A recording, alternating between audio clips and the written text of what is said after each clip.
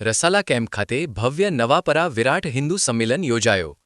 હિન્દુ સમાજમાં ધર્મજાગૃતિ, સંસ્કાર અને એકતા માટે પ્રેરણાદાયી સંમેલન। વિવિધ ક્ષેત્રના આગેવાનો દ્વારા માર્ગદર્શન। અનેક પરિવારો અને પ્રતિભાશાળી વ્યક્તિઓનું હિન્દુ ગૌરવ સન્માનથી સન્માન કરવામાં આવ્યો।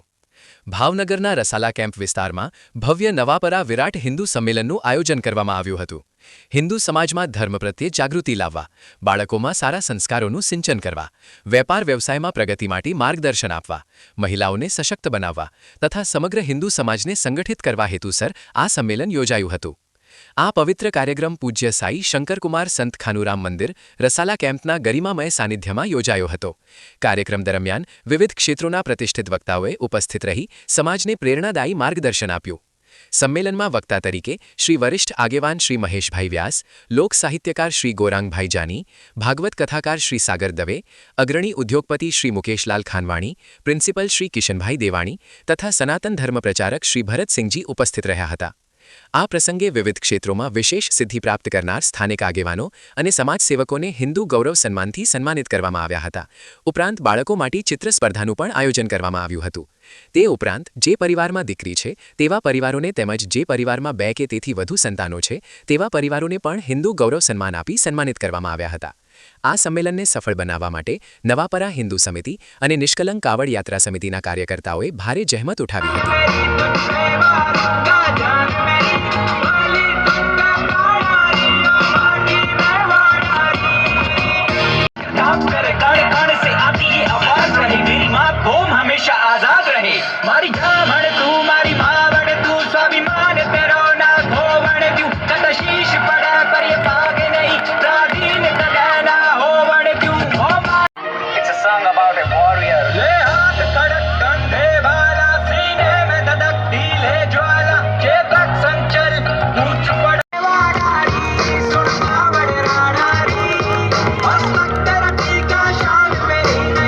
ધર્મના લોકોએ પિટિશન કરી, કેસ કર્યો કે ભાઈ ભગવદ્ ગીતા કોર્સમાં ન હોવી જોઈએ અને પાઠ્યપુસ્તકમાં જે 3 ભાગ બને છે પણ તમને વાત કરવી છે કેટલું અઘરું છે કે આ અત્યારે ભગવદ્ ગીતાની છે એ એકમાત્ર ગુજરાત આપણું એવું રાજ્ય છે કે ભણવામાં ભગવદ હોય પણ ભગવદ્ ગીતામાં કેટલા શ્લોકો છે એ એને ખબર નથી।